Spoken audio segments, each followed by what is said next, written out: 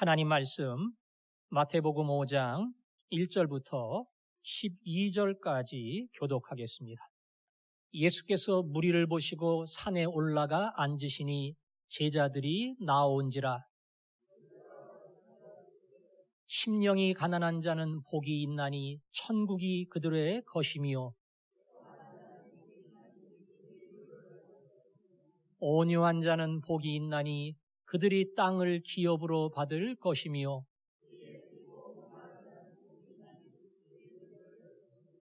긍휼히 여기는 자는 복이 있나니 그들이 긍휼히 여김을 받을 것이며,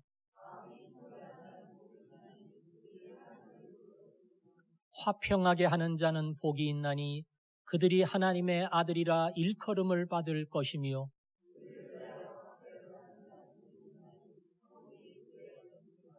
나로 말미암아 너희를 욕하고 박해하고 거짓으로 너희를 거슬러 모든 악한 말을 할 때에는 너희에게 복이 있나니 기뻐하고 즐거워하라. 하늘에서 너희의 상이 큼이라. 너희 전에 있던 선지자들도 이같이 박해하였느니라. 아멘. 오늘은 팔복 중 7번째, 화평하게 하는 자는 복이 있나니 천국이 그들의 것임이라.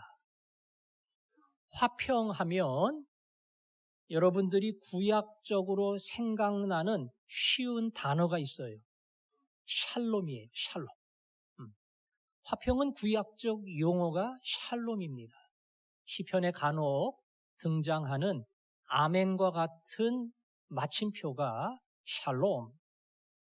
우리도 예전에 인사할 때에 옛날에는 식사했습니까? 이런 인사를 했어요.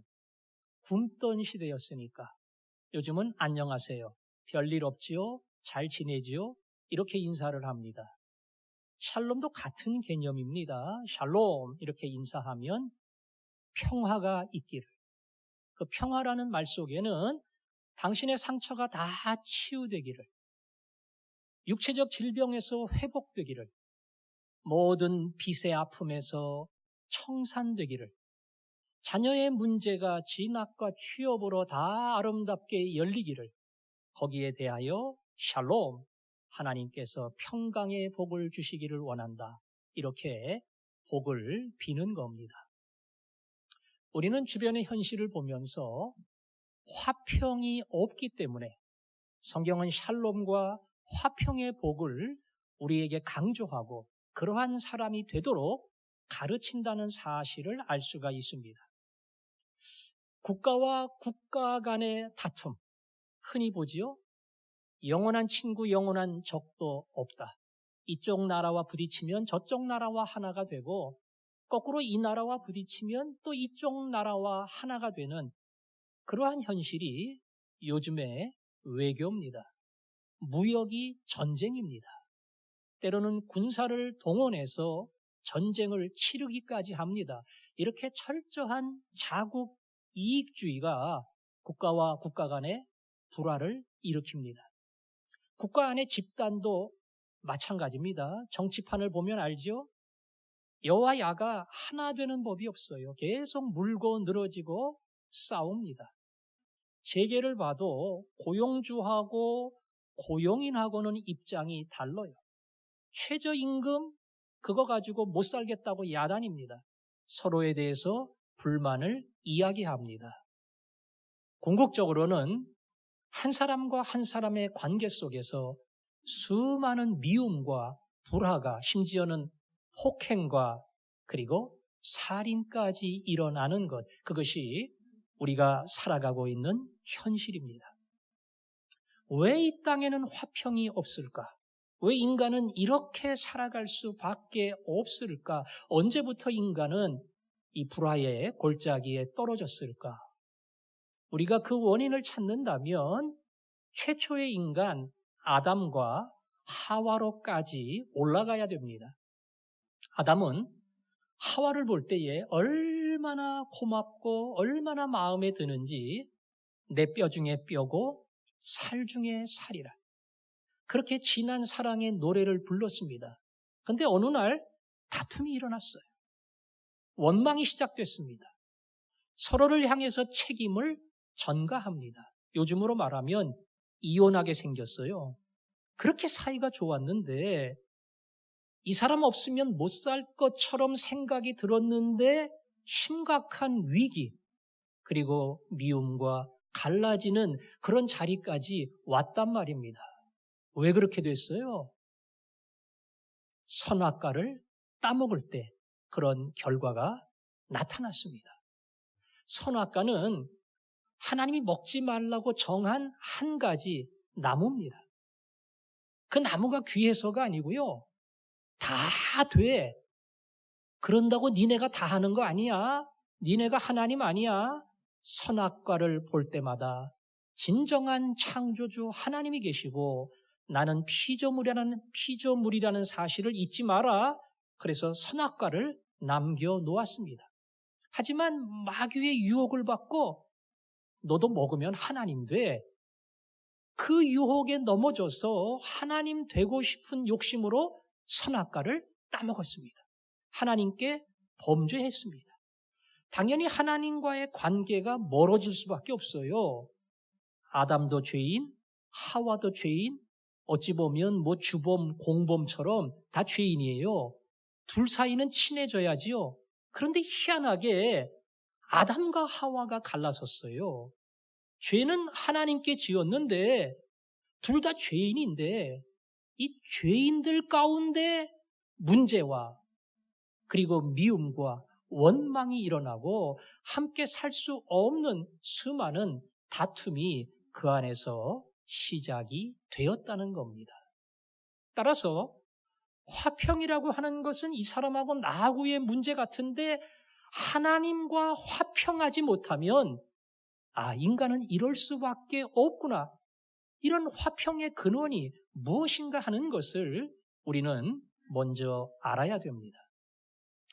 예수님이 살던 시대에 화평이 있었는가? 물론 화평이 있었습니다. 가족 수양회 때 말씀드린 것처럼 예수님 당시의 세계는 로마가 지배했습니다.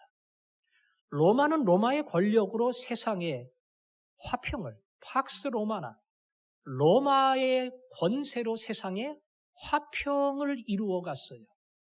다 정복했어요. 지들끼리 싸움 못합니다. 아버지가 가만 안 둬요.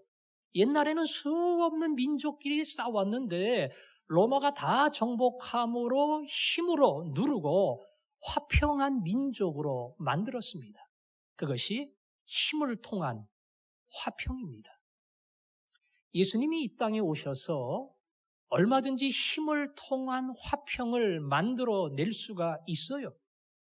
겟세마네에서 체포되실 때에 칼을 뽑은 자에게 예수님이 말씀했습니다.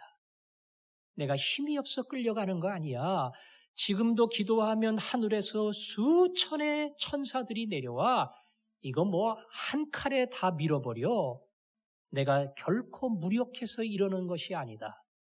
내가 연약한 자처럼 체포가 되고 끌려가는 것은 하나님의 구원의 말씀을 이루려 함이라.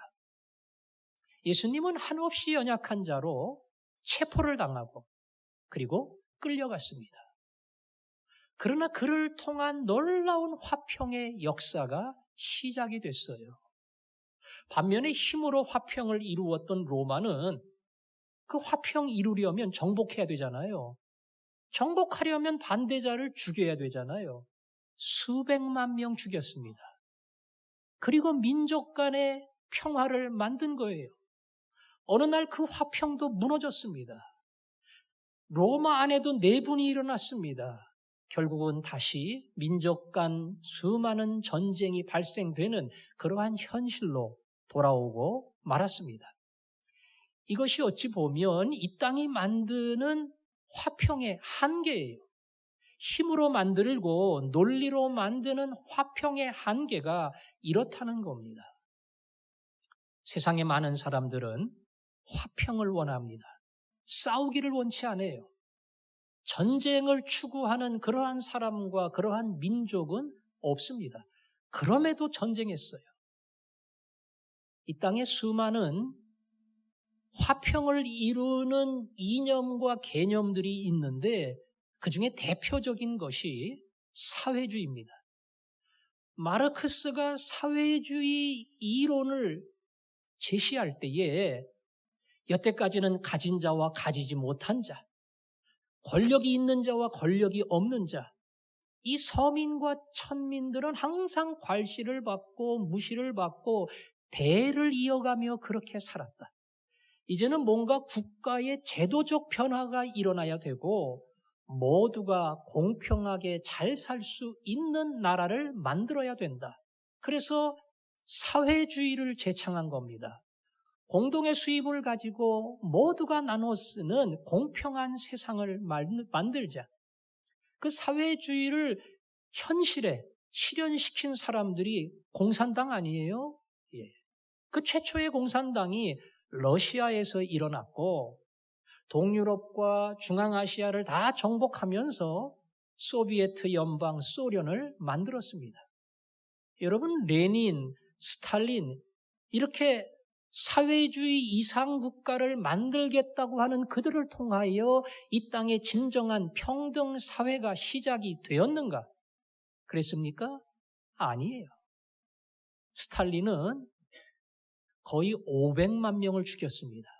끔찍하죠?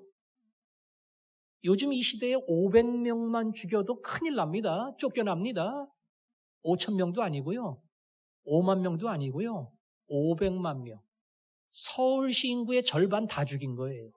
그렇게 아주 잔악한 일을 했어요. 그리고 권력을 끝까지 누렸습니다. 이론은 좋아요. 이상은 좋습니다. 평등한 사회를 만들겠다고 하는 그런 이상적인 국가를 제창을 했지만 결과는 전혀 그렇지 않다는 거예요. 많은 사람들이 두려워 떠는 그러한 세상을 만들었습니다. 김일성 보세요. 김정일 보세요. 김정은 보세요. 정적들 다 제거하고 숙청하고 공포정치 만들고 함부로 말도 못하게 만드는 그러한 탄압의 정치를 펼칩니다. 왜 그래요? 잘하겠다고 그래놓고. 평등사회 만든다고 해놓고. 왜 현실은 그렇게밖에 될 수 없는 겁니까? 답은 하나예요. 인간은 죄인이기 때문에 그렇습니다. 아무리 좋은 생각 많이 하고 무슨 좋은 거 만들겠다고 얘기해봐야 인간의 본성은 죄인이기 때문에 아담의 욕심이 나오고요. 권력을 나 혼자 누리겠다고 하는 그런 악한 마음이 일어나고요. 그때는 논리고 뭐 이상이고 아무것도 없어요. 자기의 욕심과 본성에 따라 세상을 다스리는 악한 사고와 악한 통치가 일어날 수밖에 없는 겁니다. 이것이 아무리 좋은 생각, 사상이 일어난다 할지라도 결국 분쟁과 다툼이 일어날 수밖에 없는 인간 사회의 현실입니다. 여러분, 이 문제는 하나님을 믿는다고 하는 유대 땅에서도 일어났습니다. 유대는 큰 나라예요? 작은 나라예요? 작은 나라입니다. 세계사에서 솔직히 말해서 별 볼 일 없는 그러한 민족입니다. 근데 영적 자부심은 엄청났어요. 작다고? 니들은 다 지옥 가. 태어날 때부터 그래서 우리는 선택받은 민족이야. 우리는 천국 백성이야. 니들하고는 차원이 달라. 그런 영적 우월감이 있었습니다. 여기 그들은 하나님의 아들, 하나님의 자녀라. 그게 우리 말하는 거야, 우리. 니들은 아니야.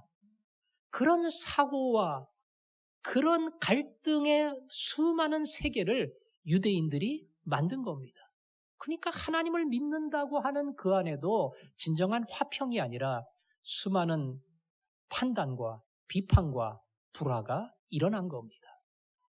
오늘 우리가 찾으려고 하는 것은 그렇다면 진정한 화평은 어떻게 이루어지느냐 하는 겁니다. 성경은 그 화평의 길을 우리에게 제시합니다. 에베소서 2장에 보면 16절에 이런 말씀이 나와요. 또 십자가로 이 둘을 한 몸으로 하나님과 화목하게 하려 하심이라. 원수된 것을 십자가로 소멸하시고. 여기 둘은 유대인과 이방인을 말하는 겁니다. 하나님이 너희를 화목하게 만들려고 해. 근데 그거 이전에 있어야 할 일은 너희 둘이 하나님과 화목해야 된다. 하나님과 화목해야 돼. 아담과 하와가 왜 갈라졌니? 하나님께 죄를 지으니까, 죄인이 되니까 서로 원망하고 비난하는 그런 자가 된 거야. 세계 역사를 봐. 잘해본 다음에, 이상국가 만든 다음에, 평등사회 만든 다음에, 근데 왜 깨어졌니? 왜 더 무서운 사회가 됐니? 죄 때문에 그래. 그 죄인의 본성은 그렇게밖에 나타날 수 없다. 인간의 진정한 화평은 하나님과의 죄의 문제를 해결하기 전에는 결코 일어날 수 없다. 그래서 그 화평은 너희 모두가 하나님과 화목할 때만 진정으로 일어난다. 그런데 화목의 방법이 뭐예요? 십자가로. 십자가로. 그 십자가를 통해서 하나님은 우리와 화목해 되는 길을 열어 놓으셨다는 겁니다. 죄는 우리가 졌어요. 하나님은 우리를 창조하신 거룩한 아버지입니다. 범죄를 다 하고 투옥돼야 되고 하나님의 진노로 심판받고 사형에 처해질 내가 에이 까짓 거 화평합시다. 이러고 손 내밀면 화평이 되는 겁니까? 화평은 오직 하나님이 손을 내밀 때만 가능해요. 그분 앞에 심판을 받아야 될 저와 여러분에게 하나님이 긍휼의 손을 내밀 때만 진정한 화평과 화목이 이루어질 수가 있습니다. 하나님은 그 손을 내밀었습니다. 진정 우리와 화목해 하기 위하여 우리의 모든 죄값을 그 아들 예수 그리스도의 십자가 위에 다 올려놨습니다. 우리는 다 양 같아서 그릇 행하여 각기 제 길로 갔지만 여호와께서는 우리 모두의 죄악을 그에게 담당시키셨도다. 십자가. 하나님이 우리에게 십자가를 통해서 화평과 화목의 길을 열어 놓으셨어요. 거꾸로 얘기하면 여러분이 진정 예수를 믿고 예수의 십자가가 나를 위한 사실이라는 것을 받아들이고 믿고 아멘한다면 여러분은 이미 화평케 하는 자의 자리에 들어온 것인 줄로 믿습니다. 예수를 믿는 사람은 이미 그 자리에 들어온 겁니다. 예수를 믿지 않는 사람은 죄의 본성을 가지고 결국 그 길로 갈 수밖에 없지만 하나님과 화평을 이룬 사람, 하나님과 화목의 문을 열고 하나님의 자녀가 된 우리야말로 세상의 진정한 화평을 선포할 수 있습니다. 그래서 에베소서 2장 18절에는 이렇게 우리에게 설명을 했습니다. 이는 그로 말미암아 예수의 십자가로 말미암아 우리 둘이 유대인과 이방인이 한 성령 안에서 아버지께 나아감을 얻게 하려 하시니라.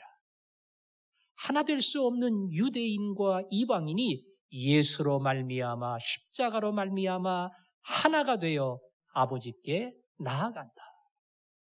이 진정한 인간끼리의 화평, 이것은 하나님과 화평을 이룬 자에게만 가능하고 하나님과 화평을 이룬 자만 이웃과의 화평을 또한 만들 수 있다는 겁니다. 하나님, 저 사람 왜 저러지요? 왜 나한테 이렇게 합니까? 이게 아니고 하나님, 저는 은혜로 구원을 받았습니다. 저는 죄인입니다. 죄인인 죄가 이 자리에 설 수 있는 것은 오직 하나님의 은혜입니다. 근데 제가 저 사람에게 무슨 얘기를 하겠어요? 내가 구원받았는데, 내가 용서받았는데, 나 같은 놈이 하나님의 아들이 되고 딸이 되었는데 제가 누구에게 무슨 말을 할 수 있겠습니까? 이게 이웃과 화평할 수 있는 사람이 가져야 될 진정한 자세입니다. 여러분은 하나님과 화평을 이룬 사람들입니다. 그리고 여러분들이야말로 진정 이 땅에 화평을 선언하고 화평을 이루어 갈 수 있는 화평하게 하는 자입니다. 너희들이야말로 세상에 화평을 이룰 수 있는 거룩한 자다. 하나님이 이 말씀을 하실 때에 아멘하고 화평케 하는 도구로 쓰임받는 하나님의 백성들이 될 수 있기를 바랍니다. 자, 오늘 우리에게 화평케 하는 놀라운 특권을 주셨는데요. 구체적으로 화평케 하는 이 특권이 어떤 식으로 나타나는가? 그 방법을, 그 현실로 된 구체적 모습을 우리가 조금 알 필요가 있어요. 고린도후서 5장 18절에 보면 모든 것이 하나님께로 났으며 그가 그리스도로 말미암아 우리를 자기와 화목하게 하시고 그랬죠? 하나님과 화목이 됐어요. 그 다음에 뭐라 그랬습니까? 한번 읽어보겠습니다. 시작. 또 우리에게 화목하게 하는 직분을 주셨으니 우리는 하나님과 화목하게 된 자예요. 그리고 또 하나 직분을 줬어요. 무슨 직분이요? 화목하게 만드는 직분과 특권을 내가 너희들에게 주노라. 내가 하나님과 화목이 된 것처럼 또 다른 사람이 하나님과 화목할 수 있는 그러한 말씀을 증거하고 위대한 소식을 전할 수 있는 특권을 내가 너희들에게 준다. 그게 뭐 하는 겁니까? 전도하는 거예요. 전도하는 거예요.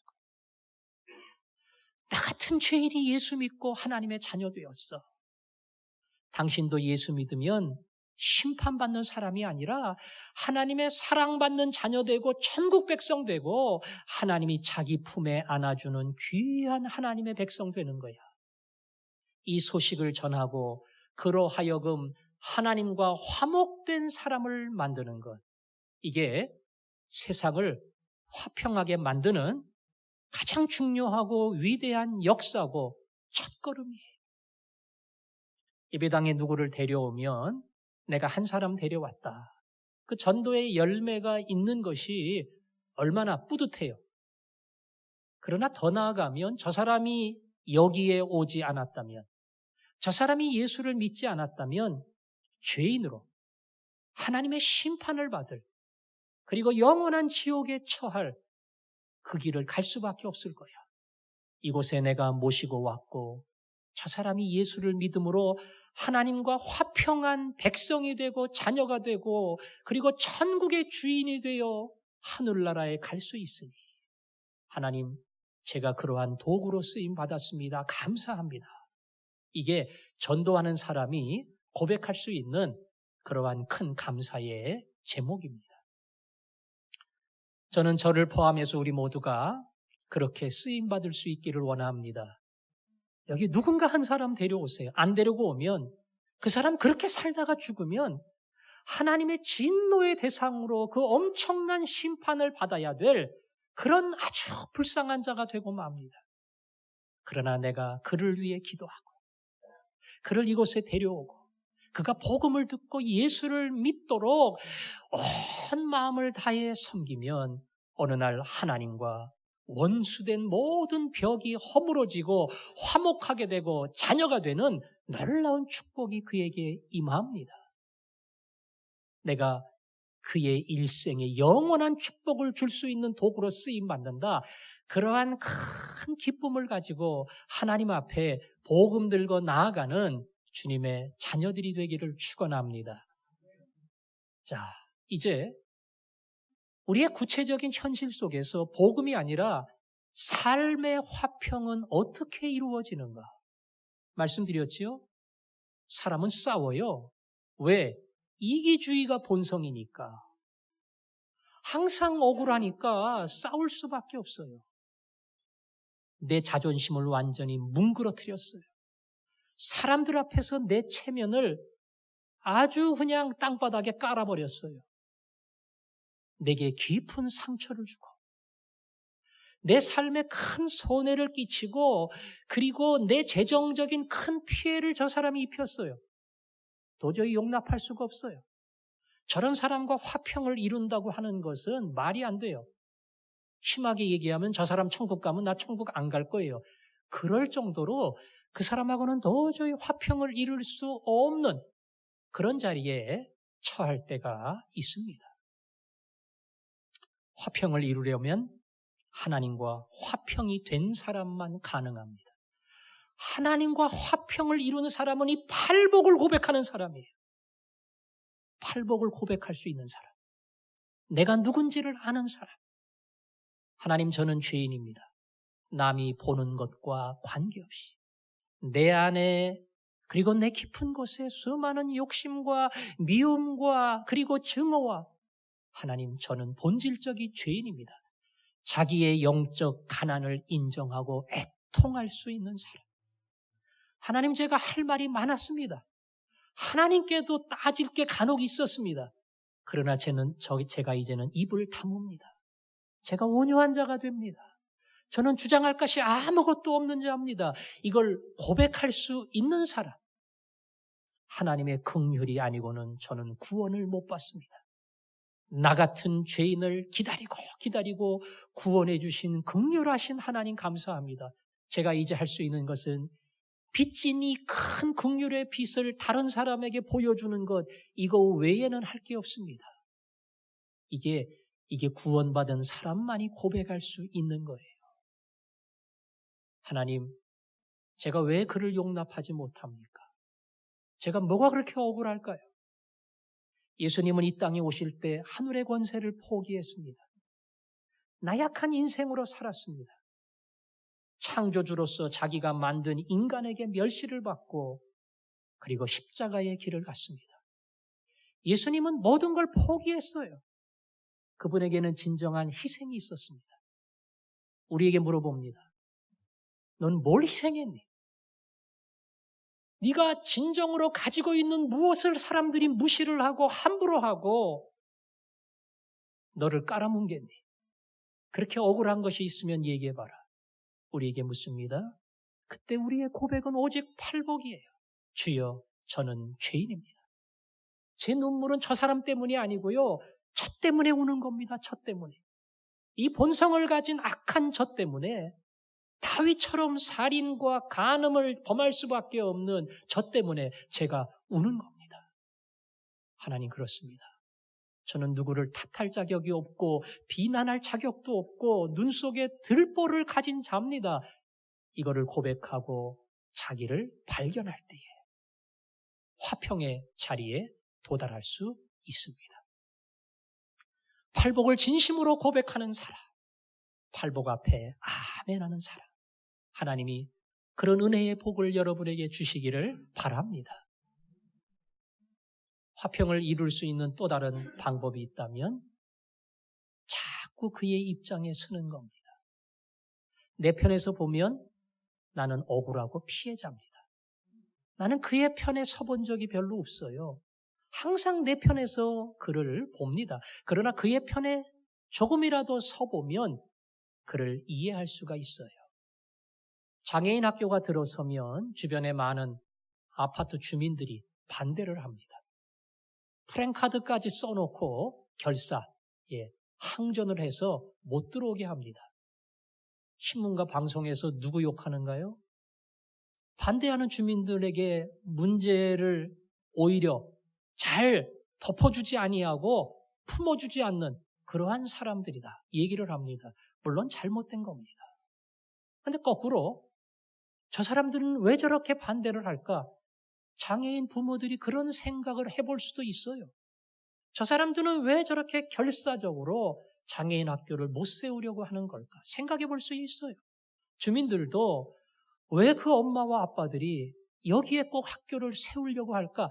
얼마든지 생각해 볼 수 있어요. 생각하면 이해할 수 있고 품을 수 있고 용납할 수 있는 마음이 생깁니다.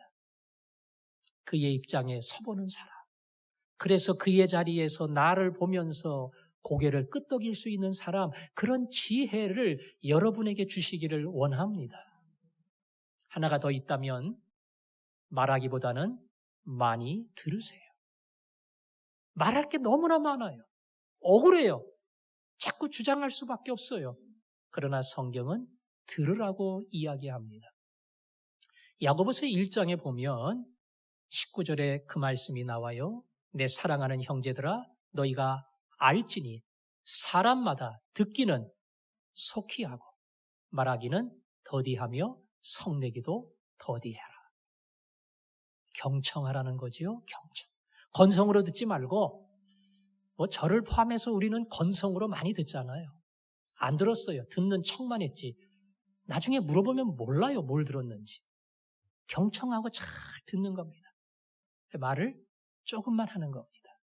근데 우리는 반대잖아요. 예. 잠언은 이야기합니다. 듣기 전에 대답하는 사람은 미련하여 유혹을 당한다. 많이 듣다 보면 이해할 수 있어요. 처음에는 억울했어요. 나한테 이럴 수 있나? 이런 피해를 줄 수 있나? 용납이 안 됐는데 그의 얘기를 자꾸 듣고 그의 입장에 서다 보면 그럴 수 있겠다. 이해하는 마음이 생기고 화평의 용기가 생깁니다. 이웃과의 수많은 불화 속에서 하나님이 이러한 지혜를 주시고 그래, 하나님 모르는 사람은 화평의 길을 가지 못해. 그러나 나 같은 죄인이 용서받고 오늘 이 자리에 사는 것이 특권이고 목숨 붙어있는 게 감사고 내 옆에 이웃이 있다는 것이 하나님의 주신 복인데 내가 누구를 판단하고 누구를 비판하겠는가? 하나님, 나도 죄인, 저 사람도 죄인. 하나님 저 사람을 주님의 이름으로 품기를 원합니다. 그 마음을 가지고 나아갈 때마다 여러분을 화평의 위대한 도구로 써주실 줄 믿습니다. 오늘 성경은 말합니다. 그들이 하나님의 아들이라 일컬음을 받을 것이며 하나님의 딸이라 일컬음을 받을 것이며 그 말이에요. 유대인들은 유대인이기 때문에 우리가 하나님의 자녀야. 그렇게 생각했어요. 아니에요. 바리새인들은 율법을 지킨다고 자부했기 때문에 우리가 하나님의 거룩한 백성이야. 아니에요. 하나님의 자녀라 일컬음을 받는 사람은 오직 이 사람들입니다. 하나님과 화목회된 사람. 그 화목의 은혜를 알고 또 다른 사람에게 복음을 증거하고 수많은 이웃과 화목을 만들어 가는 사람, 그 사람들이야말로 진정한 하나님의 자녀라. 여러분, 하나님과 화목을 이룬 사람들입니까? 그리고 하나님과 화목된 은혜에 감사해서 또 다른 사람에게 복음을 전하고 또 다른 사람과 문제와 비판이 아니라 화목을 만들기를 원하고 겸손히 그 자리를 가는 사람들입니까? 여러분이 그런 사람들이라면 성경은 말합니다. 너희들이 하나님의 자녀다. 화평의 길을 가는 너희들이야말로 진정한 하나님의 자녀다. 성경은 우리가 어떠한 사람인가 하는 것을 이 놀라운 복으로 설명합니다. 현실적으로는 잘 안 됩니다. 길은 하나입니다. 내가 거룩하니 너희도 거룩하라. 아버지를 닮은 자녀처럼 자꾸만 배우는 겁니다. 예수님이 우리에게 보여주신 화평의 모습을 자꾸 보고 담는 겁니다. 제자들이 다투고 싸울 때에 서로의 발을 씻겨주겠다고 물을 떠오는 사람이 없을 때에 예수님이 물을 떠왔지요. 만류하는 제자들의 발을 다 씻어주셨지요. 입 다물고 있는 제자들에게 말씀했습니다. 내가 너희들에게 행한 것 같이 너희도 행하게 하려 하여 본을 보였다. 발은 니들이 씻어야 돼. 내가 왜 너희들의 발을 씻어주니? 나는 선생 아니야. 근데 내가 무릎을 꿇고 너희들의 발을 씻었다. 내가 씻어줬는데 니네들이 너희들끼리 씻지 못할 이유가 무엇이 있냐? 내가 이 본을 통해 너희도 동일한 길을 따라오도록 요청한다.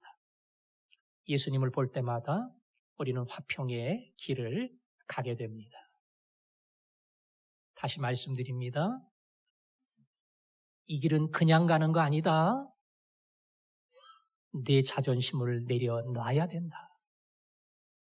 네가 가지고 있는 뭔가를 포기해야지 화평의 길을 갈 수 있다. 거꾸로 말하면 여러분이 남보다 뭘 가졌으면 더 화평하게 할 수 있는 책임이 여러분에게 있는 거예요. 나는 직위가 저 사람보다 높아. 여러분에게 책임이 있어요. 나는 저 사람보다 돈이 조금 많아. 책임이 여러분에게 있어요. 나는 저 사람보다 조금 유리한 갑의 위치에 있어. 책임이 여러분에게 있어요. 화평케 하는 책임을 하나님은 여러분에게 주셨고 여러분이 그것을 겸손히 내려놓을 때에 여러분을 통해서 위대한 화평의 역사가 시작이 됩니다. 가난한 자의 친구라고 이야기하는 프란시스, 그의 평화의 기도가 유명합니다. 주여 나를 평화의 도구로 써주소서. 미움이 있는 곳에 사랑을, 다툼이 있는 곳에 용서를, 분열이 있는 곳에 일치를, 의혹이 있는 곳에 믿음을, 절망이 있는 곳에 소망을, 어둠이 있는 곳에 광명을, 슬픔이 있는 곳에 기쁨을, 그리고 위로받기보다는 위로하며, 이해받기보다는 이해하며, 사랑받기보다는 사랑하며, 자기를 온전히 줌으로 영생을 얻기 때문입니다. 이것이 프란시스의 기도였고, 프란시스는 이것을 위하여 자기가 가지고 있는 큰 유산을 다 포기했습니다. 그리고 이 길을 갔습니다. 오늘 이 찬양을 한번 들어봤으면 좋겠습니다.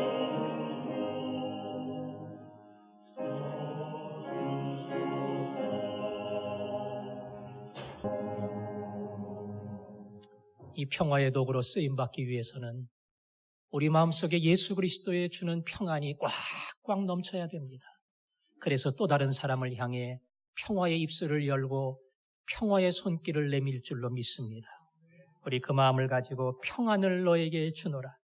세상이 줄 수 없는, 세상이 알 수도 없는 평안을 내게 주노라. 우리 함께 찬양하도록 하겠습니다.